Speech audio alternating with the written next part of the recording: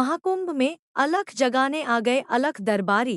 कमर में घंटी है पहचान। नमस्कार, आप देख रहे हैं खबर भारत की। प्रयागराज महाकुंभ में अखाड़े के प्रवेश के बाद अब इन अखाड़ों के सहगामी उप अखाड़े की भी एंट्री हो रही है।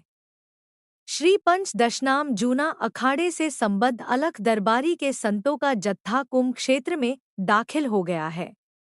कमर में बजती घंटी है पहचान। भगवान शिव को अपना इष्ट मानने वाले अलख दरबार के संतों की एक पहचान यह है कि ये अपनी कमर में एक घंटी बांधे रहते हैं। इसकी आवाज से लोग समझ जाते हैं कि अलखिए आ गए। इन्हें शिव का गण माना जाता है। इनकी कमर में भगवान शिव के वाहन नंदी की घंटी बंधी रहती है। जब ये चलते हैं तो घंटी की गूंज से लोग रास्ता छोड़ते जाते हैं। ये किसी से भिक्षा देने की मांग नहीं करते। रास्ते में जिसने बिना मांगे इनके कमंडल में डाल दिया, बस वहीं ये स्वीकार करते हैं।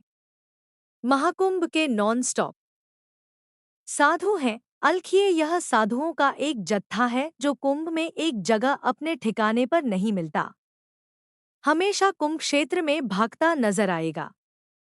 यहाँ तक कि भिक्षा लेते समय भी यह कभी नहीं रुकते। इसीलिए इनको कुंभ का नॉन स्टॉप संत भी कहा जाता है। भूखे रहकर भी करते हैं साधना। अलख दरबार के संत सिर्फ भिक्षा पर अपना जीवन यापन करता है।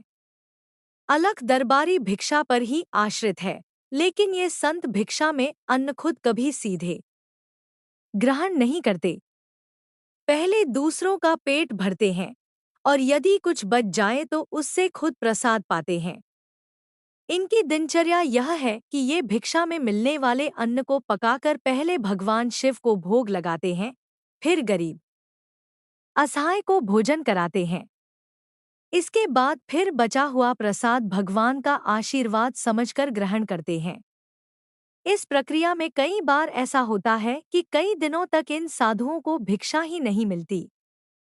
इस स्थिति में कभी कभी ये पानी पीकर ही सो जाते हैं, फिर अपनी साधना में जुट जाते हैं।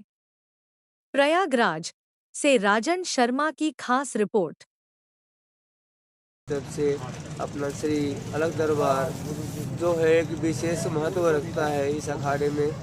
और अखाड़े की विशेषता है कि इसमें अलख मांगने की एक परंपरा है। जो साधु नए होते हैं उनको एक अलख मांगने की नई परंपरा दी जाती है। उनको सिखाया जाता है कि भाई हम समाज के लिए बिल्कुल निसंदेह कोई भी काम करें तो उसको हम निसंदेह करें, बिल्कुल बिंदास। सत्यमेव जयते, सत्य की हमेशा जीत होती है। सनातन धर्म हमारा प्रतीक है। सन्यासी है हम, ये तीनों सभी चीज़ों की राशियाँ भी एक है।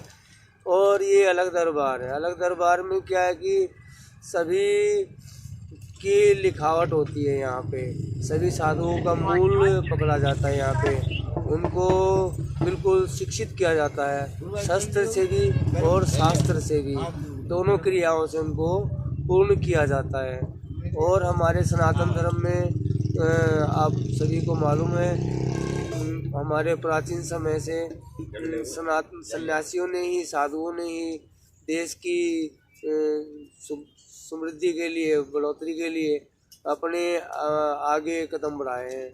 तो यही हमारी सबकी आशा है कि हम भी सभी मिलके, और हम सभी साधु संतों की भी यही सब मिलके, हम सभी देशवासियों से यही कहेंगे कि आप सभी मिलजुल के इस जो ये महाकुंभ का मेला प्रयागराज में जो लगा हुआ है, जो हमारे योगी जी और मोदी जी जो हमारे सनातन धर्म को आगे बढ़ावा दे रहे हैं, तो आप सभी मिलजुल के उनका साथ देंगे और अलख दरबार में आप सभी आवें।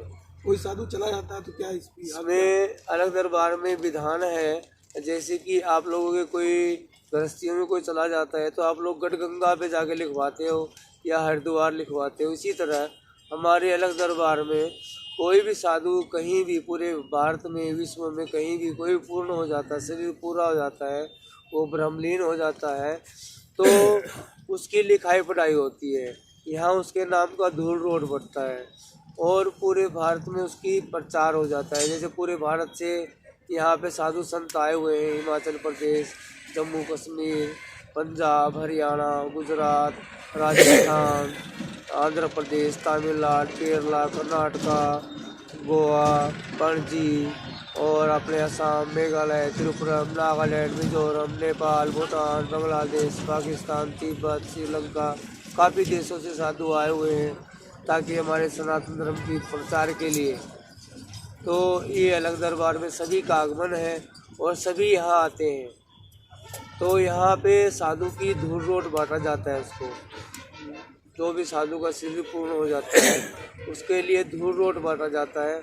उसको एक विशेष कोतवाल दिया जाता है जो उसके नाम का प्रचार करेगा। सभी साधुओं को पता चलेगा भाई फलाना साधु फलाने स्टेट का वो पूर्ण हो चुका है और उसके लिए धूल रोट बांटा जाता है।